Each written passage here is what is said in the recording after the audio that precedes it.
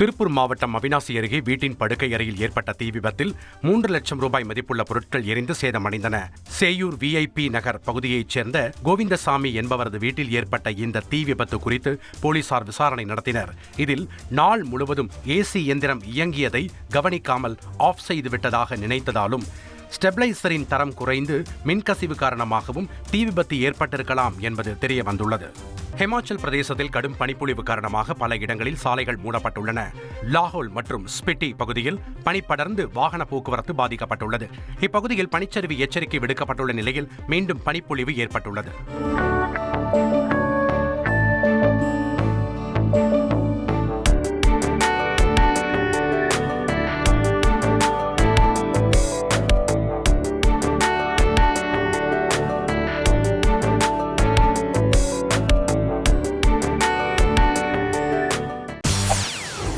செய்திகளை உடனுக்குடன் தெரிந்து கொள்ள உடனே சப்ஸ்கிரைப் பண்ணுங்க.